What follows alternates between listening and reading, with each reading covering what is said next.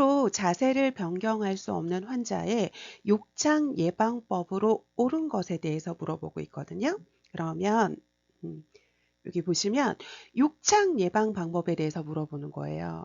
그럼 우리 욕창이라고 하는 건 혈액 공급이 안 돼서 산소 공급이 안 돼서 우리가 피부가 괴사되는 질환을 욕창이라고 하는 거잖아요. 그럼 우리 욕창을 예방하기 위해선 혈액 순환이 잘 되게 해야겠죠? 그죠? 혈액 순환이 잘 되게 해야 돼요. 그래야지 혈액 공급이 되고 산소 공급이 돼서 피부가 괴사되는 욕창을 예방하는 거거든요. 그런데 1번에 보시면 수동 운동과 움직임을 제한하면 혈액순환이 안 되게 하는 거잖아요, 여러분. 그러면 오히려 욕창이 더 심해지는 거죠.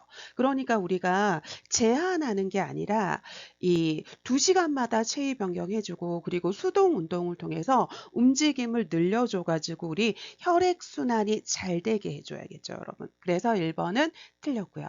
다음에 2번에 보시면 침대 밑톤이불에 주름을 쫙 펴줘야지만 피부를 자극하지 않겠죠. 그래서 욕창이 예방될 수 있는 거잖아요. 그러니까 2번은 맞는 답이고요. 다음에 3번은 조금 이따 볼게요. 다음에 체위 변경할 때 대상자를 끌어당기며 피부가 쓸리잖아요. 그러면서 우리가 욕창이 피부가 손상이 되면서 욕창이 생기니까 끌어당기면 안 되는 거고요. 다음에 이 발적이 있는 부위를 강하게 마사지하는 것도 틀리지만 여러분 우리가 이 발적이 있는 거는 우리 초기 욕창 상태인 거잖아요. 그럼 이 초기 욕창일 때는 이 발적이 있는 부분을 미지근한 물로 이게 닦아주고요. 그리고 이게 물기를 제거해주고 그리고 난 다음에 한 30분 정도 햇빛에 노출시켜 주는 것도 좋고요. 다음에 마사지를 해준다고 하면 이 부위를 마사지해 주는 게 아니라 이 주변 있죠. 이 주위를 마사지해 주는 게 맞습니다, 여러분. 다음에 여기 3번도 한번 살펴보도록 할게요.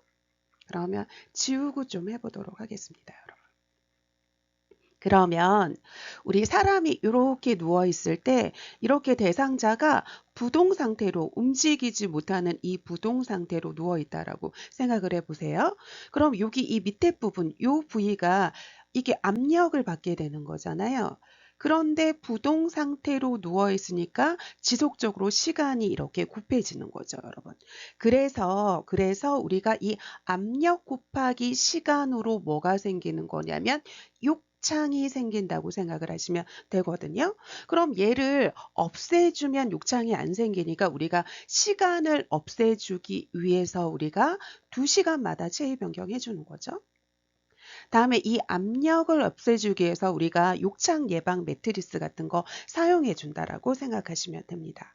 그런데 우리가 누워 있는 거 말고 이렇게 앉아 있다라고 생각을 해보세요. 대상자가. 그럼 여기 부위가 압력을 받는 거잖아요. 그러면 이제 생각을 해봅시다. 누워 있을 때는 압력을 받는 부위가 넓죠. 그죠? 넓어요. 그런데 앉아 있을 때는 압력을 받는 부위가 좁거든요. 그래서 이 넓을 때는 넓은 부위이기 때문에 압력 분산이 잘 돼요. 그런데 여기는 좁기 때문에 압력 분산이 잘 안 되거든요, 여러분. 그래서 우리가 누워 있을 때는 2시간마다 체위 변경인데 앉아 있을 경우에는 1시간마다 체위 변경해 주는 거예요. 오히려 더 압력을 집중적으로 받는다라고 생각하시면 되거든요. 그래서 앉아 있는 경우에 4시간이 아니라 1시간 간격으로 체위 변경을 해줘야 된다고 생각하시면 됩니다. 그래서 81번의 답은 2번이라고 보시면 되겠습니다. 다음은 82번 문제 풀어보도록 하겠습니다. 사지마비가 있는 성인의 침상 세발 간호 보조 활동으로 옳은 거리 물어보고 있어요. 그러면 사지마비가 됐기 때문에 움직이지 못하니까 침상에 누운 채로 머리를 감겨주는 거라고 생각하시면 됩니다. 그럼 일단 모든 목욕물의 온도 있죠. 우리가 목욕물이라던가 머리 감는다던가 회원부간호라던가 이 모든 목욕물은 한 40도씨 정도 이 40도씨 정도의 물로 해주는 거고요. 그 다음에 침상 세발을 하니까 감기 걸리면 안 되잖아요. 그러니까 우리 문도 닫아주고 창문도 닫아주고, 그리고 우리 프라이버시 배려해 줘야 되니까 병실에서 해준다고 하면 뭐 커튼을 이렇게 쳐준다던가 아니면 이렇게 블라인드로 가려준다던가 하는 걸 하고 해줘야 되는 거겠죠. 그럼 이제 하나하나 살펴보도록 하겠습니다. 그럼 여기 보시면 우리가 이 손톱 끝이 아니라 이 손가락 끝으로 마사지 하는 거잖아요. 그러니까 여기 손톱 끝이 아니라 손가락 끝으로 두피 마사지 한다. 맞습니다, 여러분. 그러니까 82번의 답은 1번이고요. 다음에 다른 것도 마저 보면요. 습기를 남기고 머리카락 끝을, 두피의 습기는 말리고 머리카락 끝은 말린다고 하는데, 우리가 머리 감고 난 다음에 우리가 마른 수건으로 물기 제거 다 해주고요. 그리고 우리가 헤어 드라이까지 해서 이 헤어 드라이어까지 해가지고 물기를 완전히 제거해 줘야 되거든요. 그러니까 두피의 습기를 남기면 안 됩니다, 여러분. 다음에 우리가 어떤 작업을 할 때, 어떤 일을 할 때는 허리 높이로 일하는 게 좋은 거거든요. 그러니까 침대의 높이가 간호조무사의 무릎 높이가 아니라 허리 높이로 맞춰주는 게 좋은 거라고 생각하시면 되고요. 다음에 좀 지우고 하도록 할게요. 다음에 여기 보시면 머리카락이 엉켰을 거예요. 머리카락이 왜 우리가 대상자가 누워 있으면 머리카락이 더 쉽게 엉키거든요. 그럼 일단 이 머리카락이 엉켰을 때는 이렇게 촘촘한 빗이 아니라 간격이 넓은 빗으로 이렇게 빗어줘야 되는 거고요. 다음에 이 머리카락이 엉켰을 때는 물을 묻혀서 머리를 빗겨주는 게 더 좋고요. 그리고 이렇게 사람이 있다라고 생각을 해보세요. 이렇게 머리가 이렇게 있다라고 생각을 해보세요. 그럼 요럴 때 여기가 지금 두피죠, 여러분? 여기가 두피고 여기가 지금 모발 끝이죠, 여러분. 모발 끝이면 한 손으로 머리를 잡고 그 다음에 두피에서 모발 끝 방향으로 빗어주는 거죠, 여러분. 두피에서. 그래서 두피에서 머리카락 끝 방향으로 빗어주는 거니까 틀렸고요. 다음에 5번도 조금 지우고 하도록 하겠습니다, 여러분. 그러면 여기를 보시면 머리카락에 혈액이 묻었대요. 그러면 먼저 물 묻히기 전에 과산화수소 있죠. 이 과산화수소로 먼저 이 혈액을 이렇게 지워내고 없애고 난 다음에 그 다음에 헹구고 그 다음에 물을 묻힌다고, 이렇게 머리를 감겨준다고 생각을 하시면 됩니다. 그래서 과산화수소로 혈액을 용해시키고 그리고 헹구고 그 다음에 침상세발을 한다라고 생각하시면 됩니다. 그래서 뜨거운 물이 아니라 과산화수소로 혈액을 용해하는 겁니다. 그래서 82번의 답은 1번이라고 보시면 되겠습니다. 다음은 83번 문제 풀어보도록 하겠습니다. 의식이 없는 기간 내 삭간 환자에게 제공하는 구강간호 보조 활동으로 옳은 걸 물어보고 있거든요. 그럼 우리가 구강간호를 해줄 때 잇몸도 닦아주는 거지 잇몸을 제외시키는 거 아니고요. 다음에 우리가 구강간호를 할 때 구강간호 이 용액에 대해서 살펴보면 이 구강간호 있잖아요. 그럼 이 구강간호를 해줄 때 일단 첫 번째 우리 0.9% 생리식염수 제일 많이 사용해 주죠. 0.9%의 생리식염수 제일 많이 사용해 주고요. 다음에 우리 2 내지 3%의 중조수라던가 아니면 이렇게 붕산수 있잖아요. 얘도 많이 사용해 줍니다. 다음에 우리 세 번째, 만약에 과산화수소 같은 경우에는 우리가 혀에 백태나 아니면 이렇게 그 입냄새나 구취 같은 거 제거할 때는 과산화수소가 좋잖아요. 그죠? 그런데 이 과산화수소는 이 범랑질을 이렇게 부식시키기 때문에 얘는 매일매일 하는 간호로는 해주면 안 되고요. 다음에 이 과산화수소는 사용할 때 어떻게 해야 되는 거냐면 물에 희석해서 해줘야 되는데 과산화수소가 이를 때 이 물은 그래서 과산화수소일 때 물사로 이렇게 희석시켜 가지고 사용해 줘야 되는 거고요. 다음에 우리 앞에서 배울 때 이 클로로헥시딘은 낮은 수준의 소독제로 해 가지고 제가 치과에서나 아니면 우리 손 소독하는 데 많이 사용한다고 했잖아요. 그래서 이 낮은 수준의 소독인데 이 치과에서 사용할 때 이 클로로헥시딘 원액을 사용하는 게 아니라 이 원액을 희석해서 사용해야 돼요. 그래서 이 가산화수소도 물에 1대4로 희석하듯이 이 클로로헥시딘도 원액을 물에 희석해서 사용해 줘야 되는 거고요. 다음에 구강 간호할 때 이 액체가 폐로 흡인되면 안 되잖아요. 그러니까 이 액체 분비물이 바깥으로 배출되게 하기 위해서 치기를 취하거나 아니면 앙하에서 고개를 옆으로 돌려주거나 아니면 상반신을 올려줘 가지고 이 액체가 폐로 흡인되지 않도록 해야 되니까 간호조무사 쪽으로 치기를 취하거나 앙화위에서 고개를 옆으로 돌려줘서 분비물이 바깥으로 배출되게 해줘야 되죠, 여러분. 이 분비물이 바깥으로 배출돼서 이 폐로 흡인되지 않도록 해줘야 되는 거니까 3번은 맞는 답이고요. 다음에 여기 4번에 보시면 겸자를 너무 깊숙이 삽입하면 우리가 구토나 질식을 유발하니까 깊숙이 삽입하면 안 되고요. 다음에 혀를 닦아줄 때도 강하게 닦아주는 거 아니죠, 여러분. 다음에 이 겸자의 끝이 치아에 닿지 않도록 해줘야 되는 거거든요. 그러니까 닿을 수 있게가 아니라 닿지 않도록 해줘야 되는 거죠. 그러니까 83번의 답은 3번이라고 보시면 되겠습니다. 다음은 84번 문제 풀어보도록 하겠습니다. 환자의 손발 관리를 하는 방법으로 옳은 것에 대해서 물어보고 있거든요. 그러면 일단 손톱은 이렇게 둥글게 잘라주는 거고 발톱은 일자로 잘라주는 거죠, 여러분. 그래서 우리가 손톱은 둥글게 잘라주는데 손톱의 측면을 깊게 깎아주면 이게 파고 들어서 여기가 오히려 피부를 손상시키니까 깊게 깎아주는 거 아니고 그냥 이 손톱 모양으로 이렇게 둥글게 잘라주는 거고요. 다음에 우리가 이 발이 있잖아요. 이 발이 건조되면 안 되거든요, 여러분. 건조되면 이게 짝짝 갈라지면서 세균 같은 게 침입을 해서 발이 괴사될 우려도 있고 감염될 우려도 있어요. 그렇기 때문에 우리가 발은 건조하지 않도록 우리가 로션이나 오일 같은 거 발라주는 거 맞거든요. 로션이나 오일 같은 거 발라주는 거 맞아요. 그런데 발가락 사이는 습기가 많아요.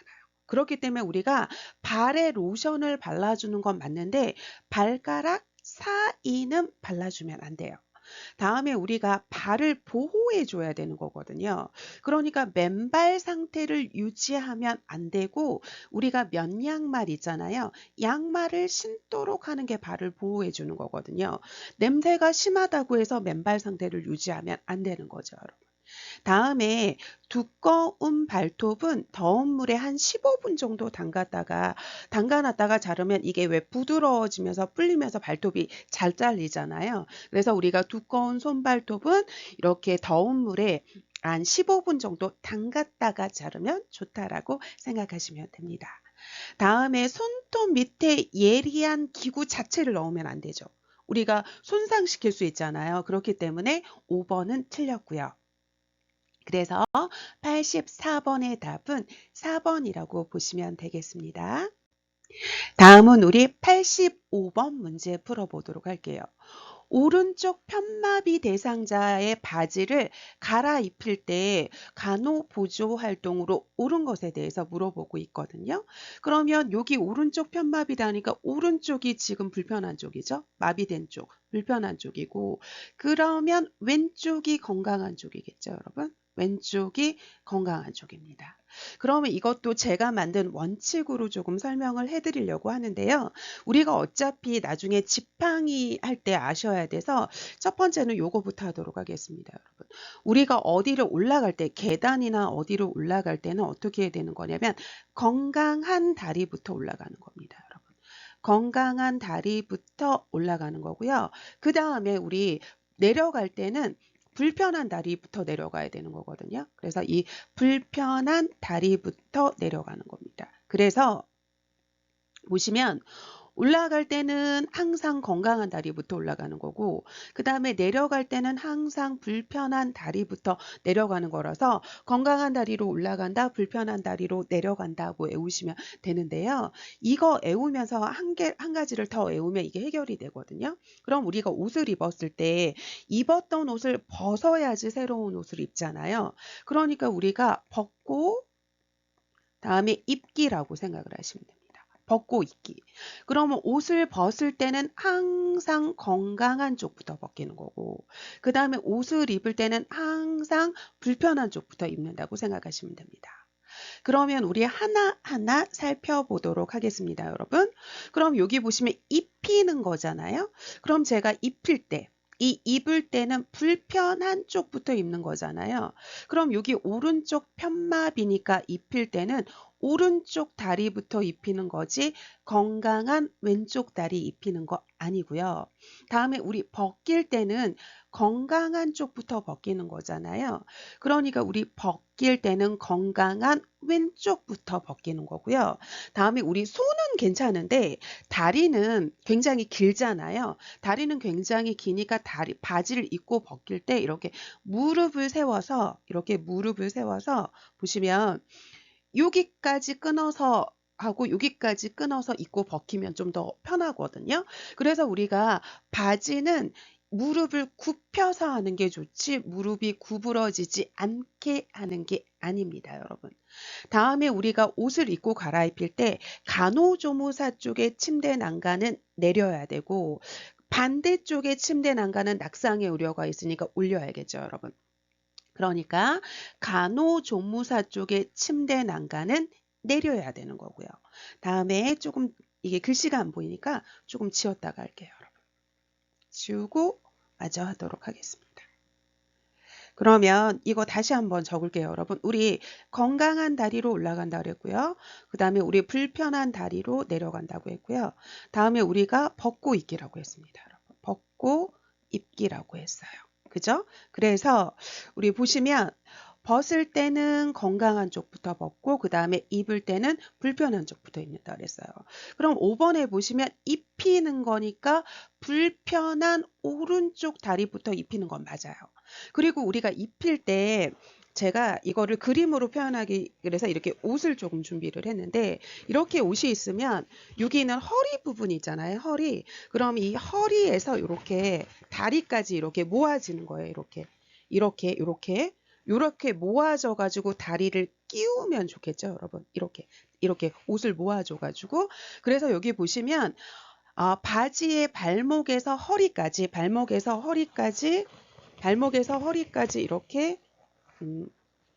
이렇게 허리가 있으면 이렇게 모아져 가지고 이렇게 입히면 좋거든요. 그러니까 5번의 답은 맞는 답입니다. 그래서 85번의 답은 5번이라고 보시면 되겠습니다. 다음은 86번 문제 풀어보도록 하겠습니다.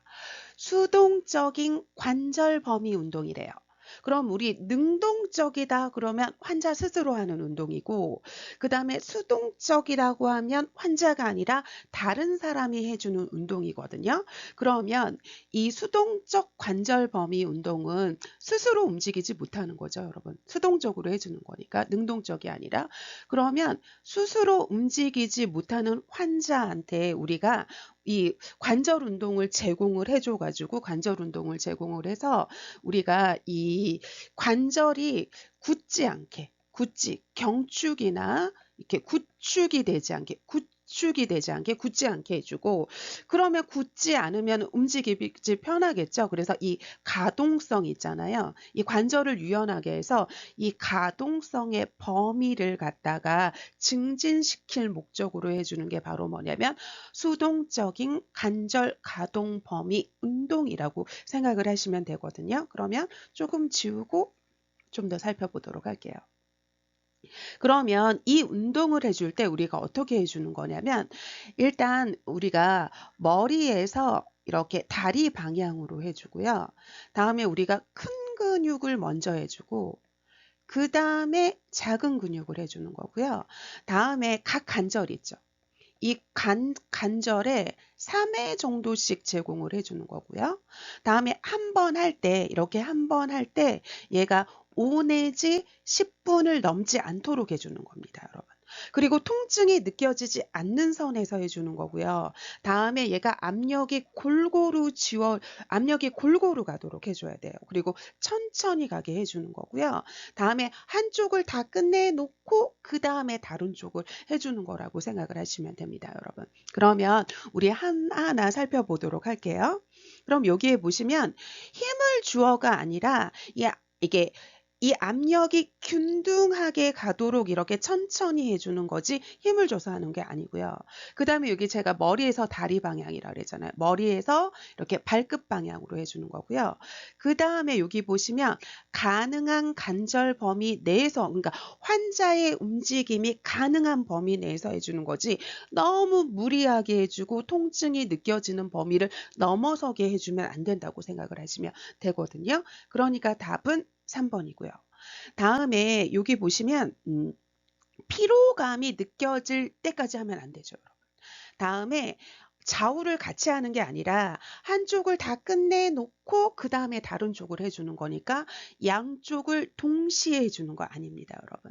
그러니까 그리고 또 하나만 더 해드리면 이 수동적 관절 범위 운동을 하고 난 다음에 이 대상자의 상태를 알기 위해서 우리가 맥박 같은 거 측정해주면 좋다라고 생각하시면 됩니다. 그래서 우리 86번의 답은 이 환자의 운동 가능한 범위 내에서, 가능한 관절 범위 운동 내에서 움직여준다인 3번이 맞다라고 생각하시면 됩니다. 다음은 87번 문제 풀어보도록 하겠습니다. 환자를 침상에서 휠체어로 이동할 때 옳은 거에 대해서 물어보고 있어요. 그러면 이것도 제가 만든 원칙을 조금 얘기를 해드리려고 하거든요. 그럼 여러분 이런 게 있어요. 여러분 우리가 어디에서 어디로 옮기고 어디에서 어디로 옮기고 정말 많은 경우의 수가 있겠죠. 그러면 우리 아까 침상 배설 도와줄 때 환자가 협조가 가능하면 이 스스로 하게끔 해가지고 이 남아있는 잔존 능력을 유지하게 해주는 게 중요하다고 했잖아요. 그러니까 이것도 남아있는 잔존 능력을 유지하게 하려면 이 최종 목적지가 중요한 거예요. 결국은 이 최종 목적지 어디로 옮기느냐가 중요한 거거든요. 그럼 이 중요한 게 이 최종 목적지가 건강한 쪽에 가야 됩니다. 건강한 쪽에 가도록 해야 돼요. 왜냐하면 이 대상자가 최종 목적지를 건강한 손으로 잡으면서 가도록 해서 건강한 손을 활용하게 하도록 해가지고 이 남아있는 잔존 능력을 유지하게 해줘야 되거든요. 그러면 이쪽이 건강하다고 하면 건강한 손으로 잡으려면 건강한 쪽에 있어야겠죠, 여러분. 그러니까 여기서는 침상에서 휠체어로 옮기니까 휠체어가 최종 목적지니까 휠체어가 건강한 쪽에 있어야 된다고 생각을 하시면 됩니다. 다음에 우리가 휠체어를 사용할 때 휠체어를 타고 내릴 때 있죠. 타고 내릴 때는 잠금 장치가 잠가져 있어야 되는 거죠, 여러분.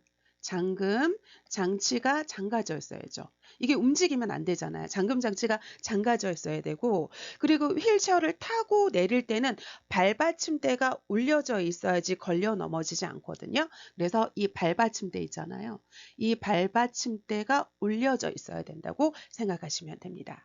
그러면 우리 하나하나 살펴보도록 하겠습니다. 좀 지우고 살펴보도록 할게요. 그러면 우리 1번부터 살펴볼게요. 기립성 저혈압의 징후가 있는지 살핀다. 맞죠, 여러분? 여러분 보세요. 지금 침상에 누워있던 대상자잖아요. 그죠? 그럼 이 침상에 누워있던 대상자를 여기가 이렇게 침대라고 하면 일단 침대에 이렇게 걸터 앉혀놔야 되거든요. 그리고 이제 여기 옆에 이 걸터 앉아 있고 그 다음에 여기에 지금 휠체어를 옆에다 갖다 놓고 이쪽으로 지금 옮기는 거거든요. 그럼 이럴 때 여기가 지금 건강한 쪽이겠죠. 여러분 이 건강한 손 여기가 건강한 손이고 건강한 손으로 여기를 잡으면서 가야 되는데 일단은 이 대상자를 침대에 이렇게 걸터 앉힌 채로 좀 더 이렇게 잠시 오랫동안 앉아 있도록 해야 돼요. 잠시 앉아 있도록 해가지고 이 기립성 저혈압의 징후를 살펴봐야 되거든요. 이것도 조금 제가 설명을 해드리면 이렇게 누워 있잖아요. 이렇게 누워 있을 때는 여기 있는 심장에 있는 혈액이 뇌로 혈액 공급이 잘 됐어요. 이렇게 뇌로 혈액 공급이 굉장히 잘 됐습니다, 여러분. 그런데 이 대상자가 갑자기 이렇게 일어났다라고 생각을 해보세요. 갑자기 일어났다라고 생각을 해보세요. 그럼 여기 심장이 있잖아요. 그럼 이 심장에 있는 혈액이 아래로는 잘 가는데 갑자기 일어나면 이 위로는 잘 올라가지 못해요. 그러면 지금 뇌에 혈액 공급이 잘 안 되는 거예요. 혈액 공급이 잘 안 되죠. 그런데 혈액 공급이 안 되면 혈액의 양이 적겠죠? 그런데 제가 왜 혈액의 양이 많으면 혈압이 올라가고 혈액의 양이 적으면 혈압이 떨어진다 그랬잖아요. 그럼 혈액의 양이 적으니까 저혈압이 된 거예요. 그죠? 그런데 지금 일어나서 저혈압이 생겼으니까 이거를 갖다가 기립성 저혈압 또는 최윗성 저혈압 또는 직립성 저혈압이라고 합니다, 여러분. 그럼 이럴 때 저혈압은 혈액 공급이 안 되는 거니까 뇌에 산소 공급이 안 돼서 어지러워서 낙상의 우려가 있으니까 이 기립성 저혈압이 나타나는지 살피고 여기 침대에 잠시 걸터 앉도록 해가지고 잠시 적응하는 시간을 두고 그 다음에 이렇게 휠체어로 옮겨야 된다고 생각하시면 됩니다. 그러면 다른 것도 조금 살펴보도록 할게요. 지우고요. 먼저 지우고 다른 것도 먼저 살펴보도록 하겠습니다. 그러면 보세요. 환자를 휠체어 앞쪽에 걸터 앉혀둔다고 하는데 여러분 보세요. 이게 휠체어라고 생각해 보세요. 여기 이렇게 휠체어가 있다라고 생각을 해보세요. 그러면 휠체어가 있을 때 대상자를 이렇게 걸터 앉히면 안 되잖아요. 여기 이 뒤에 이렇게 깊숙이 앉아 있도록 해야 되는 거죠, 여러분. 그러니까 걸터 앉기가 아니라 의자 깊숙이 앉도록 해줘야 되는 거고요. 다음에 이것도 좀 지울게요.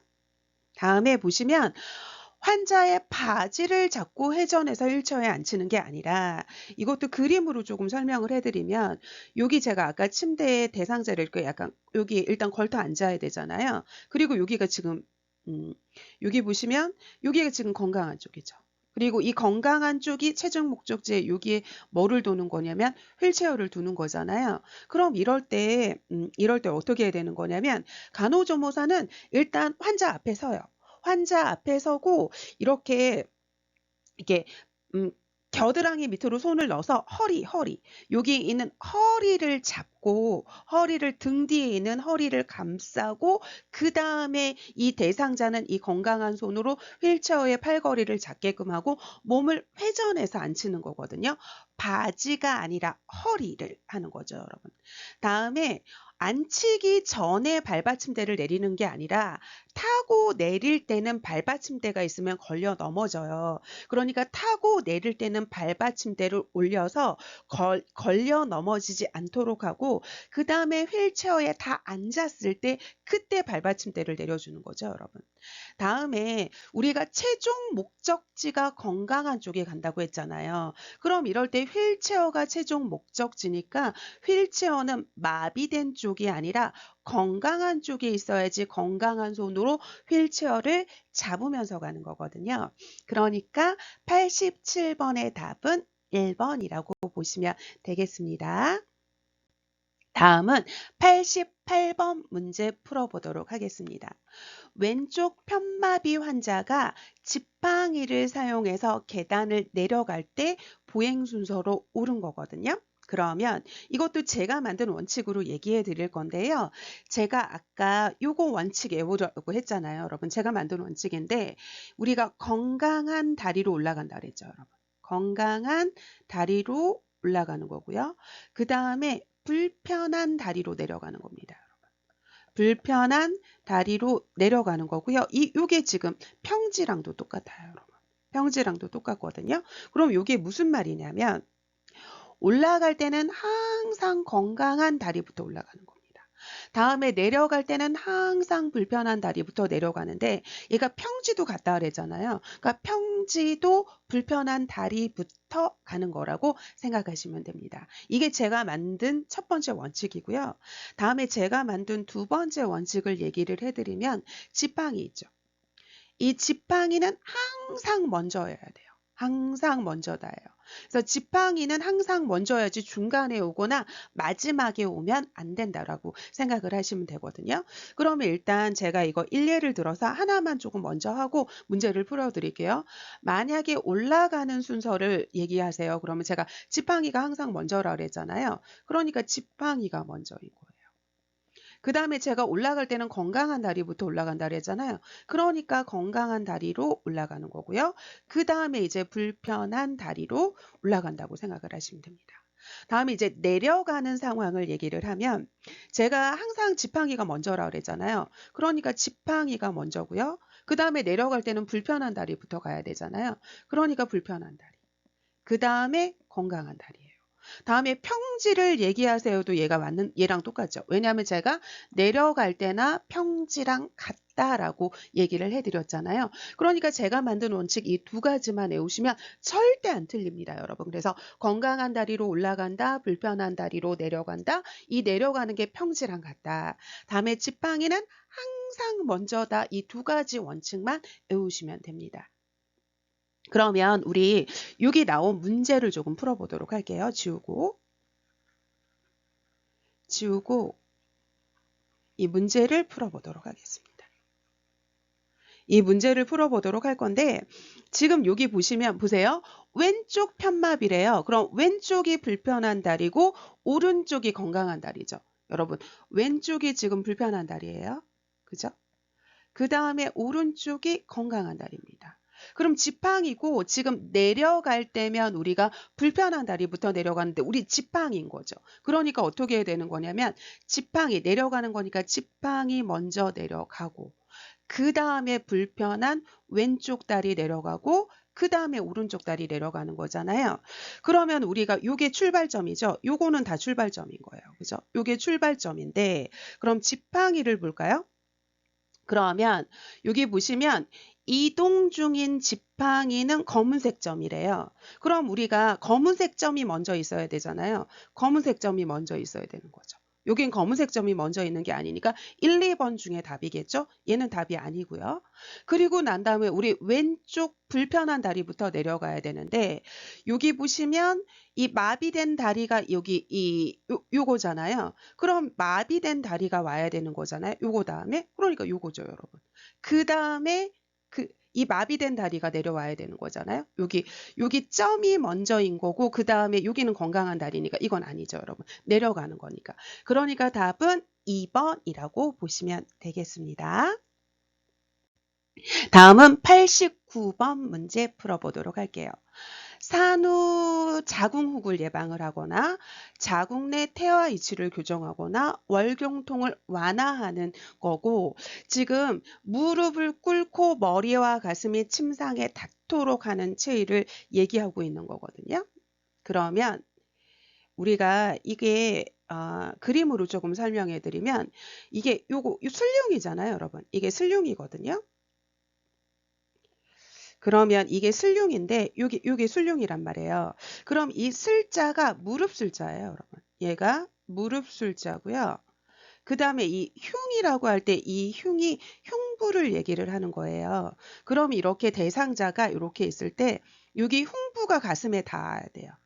그리고 무릎이 이렇게 가슴이 닿는 거 있잖아요. 그래서 우리가 왜 고양이 자세 같은 거 있잖아요. 이걸 갖다가 이 흉부, 여기 있는 흉부가 가슴에 닿아야 되고 그 다음에 여기 있는 무릎이 가슴에 닿아야 되는 체를 슬흉이라고 얘기를 하거든요.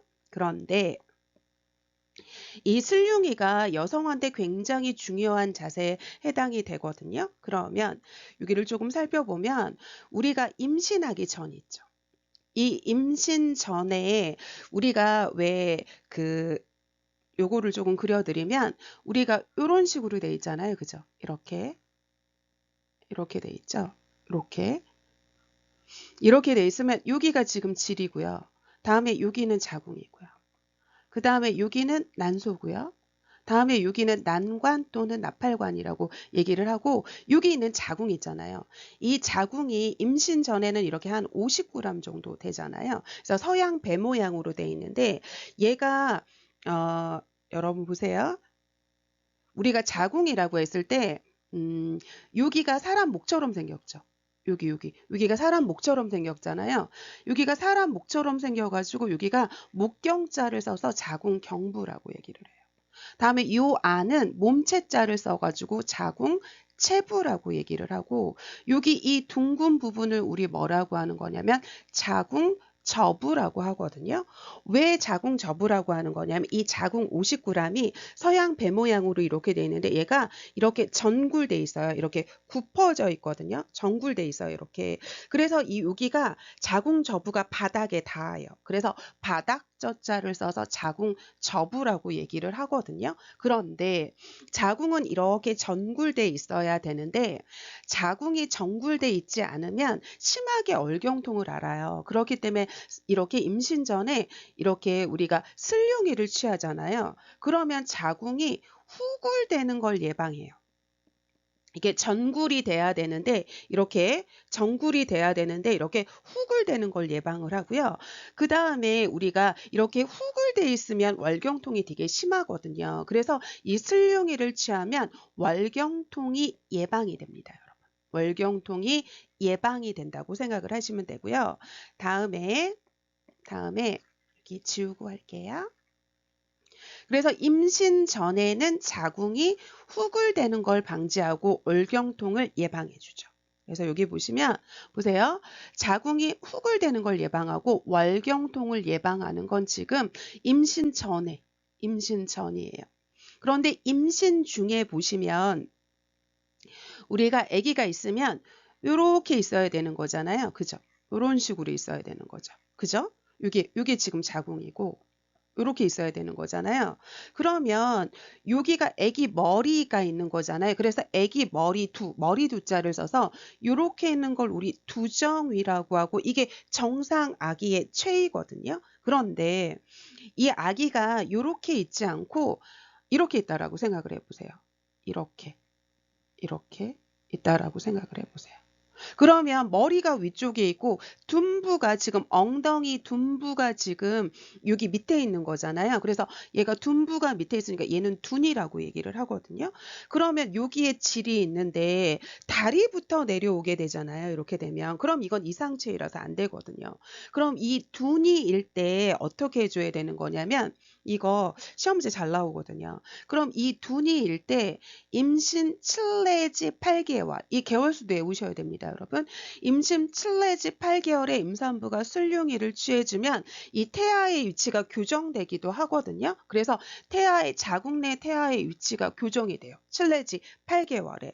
그런데도 만약에 이게 교정이 안 됐다 그러면 우리가 제왕절개술을 해줘야 된다고 생각을 하시면 됩니다. 다음에 우리가 출산을 하고 난 다음에도 이 자궁이 제자리를 잡아야 되잖아요. 그럴 때도 수룡이를 취해주면 좋다라고 생각을 하시면 됩니다. 그래서 89번의 답은 3번이라고 보시면 되고요. 다음에 다른 체위들도 조금 살펴보면 이 보기는 지금 엎드린 체위를 얘기를 하는 거고 치기는 옆으로 누운 체위고 반자이는 이렇게 45도 각도로 이렇게 앉아있는 차이라서 호흡곤란일 때 좋은 체위죠. 다음에 세석이 절세석이는 우리 산부인과 체위에 해당이 되는 거잖아요. 그러니까 89번의 답은 3번이라고 보시면 되겠습니다. 다음은 90번 문제 풀어보도록 하겠습니다. 낙상 예방 활동으로 옳은 거에 대해서 물어보고 있어요. 그럼 우리 욕실에 손잡이 설치하면 좋겠죠, 여러분. 우리가 왜 손잡이는 욕실에도 손잡이를 설치해도 좋고요. 다음에 우리 세면대나 우리 화장기 변기 옆에도 설치해도 좋고 복도에도 설치하면 좋겠죠. 그래서 얘는 좋은 거죠, 여러분.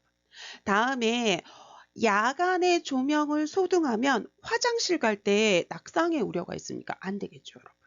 다음에 호출벨은 손이 닿는 곳에 놔둬야 되죠, 여러분. 높은 곳에 놔두면 안 되죠, 여러분.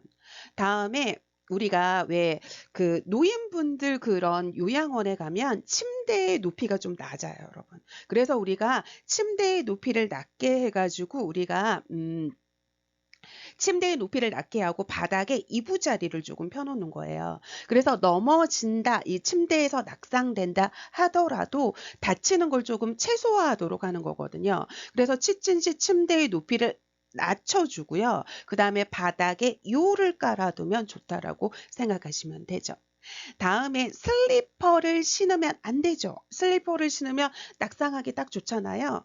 그리고 우리가 낙상 예방을 하기 위해서는 왜 물기가 있는 곳에는 우리가 화장실이라던가 아니면 우리 욕조 있는데 그런 데는 미끄럼 방지 매트 깔아두면 좋겠죠, 여러분.